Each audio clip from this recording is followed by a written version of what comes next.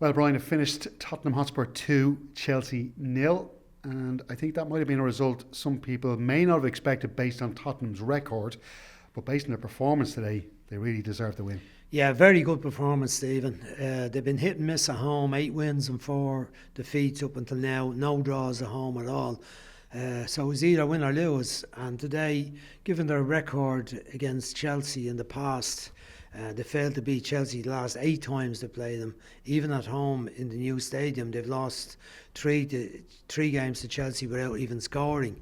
So it was a tie that a lot of Spurs fans would have looked at as being a particularly difficult tie despite Chelsea's recent performances, but they responded exceptionally well, and it was as good as performance as I've seen from Spurs, I'd say, this season. It was a very good victory.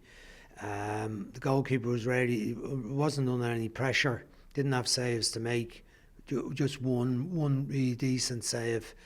The back five, or the three centre backs and the wing backs, played exceptionally well. I thought midfield were excellent. Skipp got a smashing goal. Højbjerg always battling, winning possession, retaining possession, finding a man. His pass accuracy levels were very high, I would have said. And the front three were aggressive in their closing down, worked hard to defend, and of course Harry Kane got the second goal, which wrapped up the win for them after Son took the corner kick. Just mention the Skipp goal, because Oliver Skipp has been a player who's been at Spurs for a few seasons, went on loan to Norwich City. That's his first ever goal for the club, and he's one of those players that perhaps divides opinion. Maybe some people think that he's maybe just a little bit of an average kind of a midfielder that they didn't really feel would make it at the top level in the Premier League. And as soon as he scored that goal today, which was, as you say, a brilliant goal, all of a sudden his chest was out. He was looking an awful lot more confident, being a little bit more ambitious with his passing and that kind of thing. And he's a player who there could be a big role for in this second half of the season after the injury to Bentancur. Well, he's been at Spurs since he was a young boy, and he's seen a lot of managers come and go, but they've all held on to him. As you said, he went to Norwich in the last promotion season. He went to Norwich and he played almost every game. The problem for him is that Spurs under Conte and previous managers are a club that are constantly under pressure. The manager's under pressure to win, and the manager keeps the owners and Daniel Levy under pressure to buy players. And they bought lots of players for those midfield positions. They bought Bentancur from Juventus. They bought Basuma from Brighton at the start of this season. And they're two central midfield players. They already had Højbjerg there. So it's difficult for him to get the opportunity to play. But now the opportunities come because both Bentancur and Basuma have serious injuries. And it's not until you get a chance and you get a run of games can you show your ability. So, he's a similar sort of style Harry Winks, except he's taller and he's a bit more aggression, I'd say, about him. Now, a fault I would have had with Harry Winks when he played for Spurs, he could play 2 seasons without getting a goal. He didn't get into the box and score. If you're playing in the midfield, you have a role as a defender, a role to get the ball back, to match runners from midfield, but you've also a role to create goals and score a few goals every season. Even if you're a sit and holding player, you should be getting up to get 2 or 3. If you're not just a sit and holder, then you should be getting up to get 4 or 5 or 6 or 7 or 8. So we saw today that he has the potential to do that, to get a goal. But I was impressed with his overall game. He was rarely caught out of position or running back, chasing back to help out his defence, having left a big hole in the midfield area. He was very disciplined in his play, and he combined very well with Højbjerg. So I think there's potential there. I think they're going to have to continue to play him now. I like Sarr, the lad they didn't start today, who started in the match with Milan with Højbjerg. But I think Conte, looking in from his room in Italy, would have been looking at that performance and saying, that's okay, you're in for the next match. But the matches are going to be coming fast and furious now, so Spurs are going to have to use the squad a bit over those games that come up in the FA Cup and the League Cup. And as a defensive quintet, shall we say, because it is a back three with the wing backs of Ben Davies and Emerson Royale. Royale obviously attacking a bit more than Ben Davies would. We say he tucks into that inside right channel, inside Kulusevski. But the back five in all seem to, they're playing with a bit more confidence now. Is that because of the way they're being set up by the standing coach Christian Stellini? Is it because Lloris is gone? Because we know he was producing an awful lot of errors that was probably was probably affecting their confidence. They got Forster in there, or is it some other reason that you've seen? I'd say it's hard to know. I mean, confidence comes with good performances, as I've said. There's a belief comes with that, with results. And I think Langley has come back in. Davies has been playing as the left centre half a lot this season. I'd say it's nothing to do with Foster or Lloris, because Foster hasn't made any grievous errors, but he hasn't had to make any big decisions. He's been well protected in the games he's played. But I feel that the combination, Langley has done fine today. I said there was a mistake in him and a lack of concentration in him, but you look at them today and they were very, very good, the three there. And Davies was very good as the wing back. I mean, Perisic had been playing in that position. Sessignon, they'd split the games between them. But Davies has played. I mean, Davies is a full back. He probably finds that position easier for himself, in that he can get forward without worrying what's happening too much behind him. That he knows the three centre backs are in place. Whereas when he's playing the four, his recovery mightn't always been the best. But I just think that maybe the Manchester City match and last week's match at West Ham, when they kept the opposition scoreless, has given them a bit of confidence and belief, and has calmed things down a bit. They can recover the Milan situation. The 1-0 down in the game, Milan, probably hard enough done to lose that match. They played quite well in Milan, I felt. And I mentioned League Cup, obviously not in League Cup, it's finals today.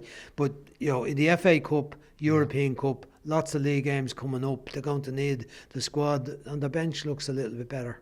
Richarlison looks a lot better as well. Back-to-back starts for him, for Tottenham, since the first time since October before the World Cup. And while he mightn't have produced what you would expect from him in an attacking sense, he worked his socks off and he contributed to that win in a big way. Well, yes, but Son always was that anyway. If Son that plays, I mean, it must be tough for Son, having scored, I think it was 23 league goals he scored last season, to find himself out of the team now. Obviously, his form wasn't as good as it has been in all the previous seasons. I think he was at Tottenham, his confidence was drained.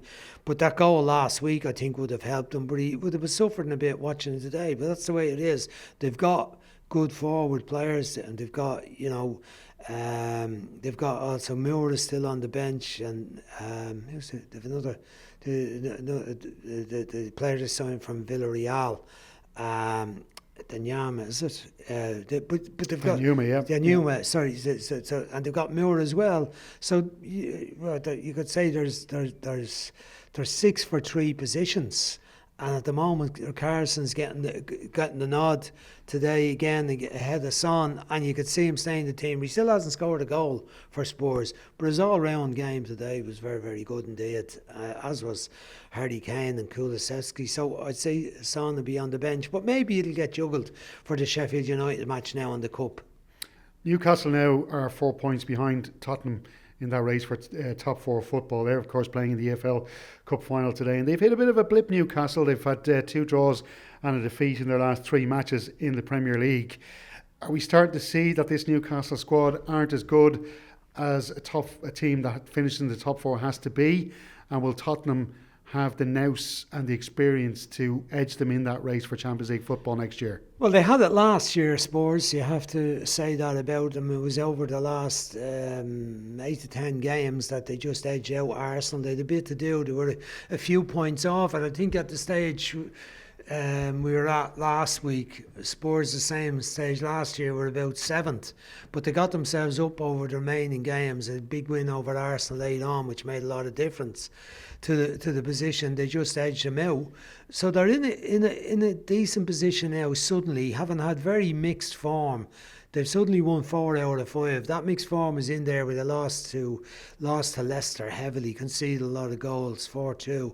But to beat Fulham away 1-0, the Manchester City 1-0, 2-0 in West Ham last week, 2-0 today against Chelsea. That's a fair sequence of results. But that nous that you talk about, maybe they have that and the manager has that, but it remains to be seen. Newcastle have had a great season, chance to win the League Cup today, 55 years since they won the trophy. Eddie Howe has moulded a very effective team. Yes, has spent money on some key players, but he's also getting a lot more out of the players that were there before he arrived, and their style is attractive on the eye. Other teams are respecting them now, so they're finding it harder to get results, both at home and away. Tough place to go, James's Park, a real cauldron. Teams are happy to get out of there with a point. Away from home, find it a bit more difficult. But it's going to be an interesting battle. Liverpool slipping up again that last night. You were starting to think after their couple of wins, could they get back into the running for it? I think they can. I think Fulham and Brentford not too far off either, but I think that Liverpool will get back into the running.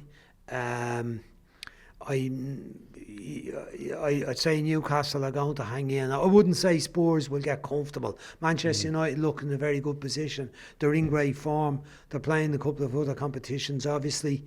So the top three do look nailed on. I should say though as well, when you talk about the manager of Tottenham, we should of course mention that Antonio Conte is still recovering from that operation. Stellini's taken charge of 5 games this season, 2 in the Champions League he won, 3 in the Premier League he's won. Now, some people might be looking at this and kind of going, have we got the wrong man in charge? Because Antonio Conte, there's a real intensity with Antonio Conte, and you're starting to think now, is it the fact that he's not around and the pressure that he brings to a dressing room is not there? Perhaps the players are a bit more relaxed and starting to play a bit more, and is the answer to the managerial problems staring Daniel Levy straight in the face? Well, it's an interesting prognosis, I'd say, Stephen, because there's no doubt he's a very intense man. But Stellini is his man. Christian Stellini is one of them. I mean, I looked at when we were at the game a couple of weeks ago, I looked at the staff list, and I think the 4-7 names are all Italian blokes, right? So they're all Antonio's staff. He has this reputation for insisting on bringing in a huge crew with him. And Stellini is one entourage, of them. Brian, I think Entourage, a crew would be, okay. So his entourage came up. So they're all his men, and if he goes, they'll go, I'd say too. But I think right at the moment, you've no doubt about it that he is orchestrating things from home. Is it a good thing that he's not there? Results have been okay. I think Stellini said about the Manchester City game that they had plenty of information and Antonio had been constantly in contact with them. 3 phone calls a day, he says. Is that 3 phone? But during the game he's in contact as well. Yeah. So there's also WhatsApp messages now. That must be distracting for Stellini. Yeah. But look, he's done a solid job. There's no doubt about that. But maybe the game is all about players and not about managers and coaches. Well, that brings us on nicely then to Chelsea, Brian, because Graham Potter is under real pressure here. They look all over the place. There's no pattern to their play. There's, players just look bereft of confidence. Now, I put it to you, Graham Potter in a real quandary here. And I know you're going to say no to this, but while he's only taking a small bit of reputational damage, because as you said to Joe after this game, he's a really good coach. And you don't get to where he got to without being a good coach, knowing the game inside out. Would he be better off resigning at this stage? Because it is a mess and coming away with some of his reputation intact. I'm sure he's not. I'm sure he's had a few ups and downs before in his managerial career where he's had, he's felt at a low ebb. I'm sure he was at that last week when they lost the game to Southampton last week, and I'm sure he's feeling worse today. But you don't get to the level he's at if you got a thin skin or if you haven't got real metal about you and real bottle. Football management is rarely easy. Anyone that thinks it's handy, sure, anyone could do that. Have a go at it, I'd say. Even at the lowest levels, running schoolboy teams, you know what it's like. People that take on teams, they understand that immediately the different little factors you have to deal with. The pressure he's under is phenomenal. But you have to be made of good stuff to manage at that level. So I don't see him resigning. Whether the new owners come in and say, look, we made a mistake, it hasn't gone for you, we need results, we spent 600 million on players, we expected better, good luck. I don't think his damage, the reputational damage would be too severe for him. But his reputation with the Chelsea supporters, unfortunately, is badly damaged at the moment unless he can turn it around. I think that European game, if he survives to then, is going to be very important because they've got a depth of squad that they could win those knockout games in the European thing if they can turn around the result with Dortmund. They played well in that first leg. They played very well in the first leg, and they could well turn that around, and then they're in the quarterfinals of the Champions League. But Brian, before we go as well, I just have to mention they did it before. Leeds United at home. We know this is a really classic English rivalry. These two clubs hate each other, and Javi Gracia comes in, takes over at Leeds United, gets a first win in his first attempt. We know he is a quality manager. He showed it with Watford. I'd say he's licking his lips going to Stamford Bridge with the supporters all up against their own head coach. And he's probably thinking, well, I don't think they'll start the match up against their own head coach. They'll be up for, you pay your money in, you want your team to win. They'll be behind their team. The first goal in any game is vital. If they get the first goal against Leeds, the picture changes, everyone's behind them, then the Dortmund match comes up the next week. So the picture can change very, very quickly. We see the pressure David Moyes is under, and he's won a couple of key games. He won yesterday's game, team played well, second half, 4 goals win, convincingly lifts the pressure. So, the picture can change, but whether he can survive until he gets that match where he gets the win and then can stick with that team for the next game. You can see, when you said he made 6 changes today, I'm going to have a look at this team, because the team before that, I looked at the team comparison to the last match I watched, which was Dortmund, and it was almost the same team. There was only one change in Dortmund. They left out Mudryk. So he's grappling for a right combination to get a result or two. At the moment, they're struggling to find that, and he is under desperate pressure. There's no doubt about that. But he's getting well paid, I have to say, I'm sure, to do that job and to bear the pressure, not the type of abuse stuff that he mentioned in the press conference the other day, the personal stuff and the threats to his family. That's absolutely disgraceful. But, he's got to find the answer. Him and the staff have got to find the answer very, very quickly, or he will be out of a job, or they may well not stick with him until the end of the season, despite the support they've given him up until now. Thank you, Brian. Thank you, Stephen.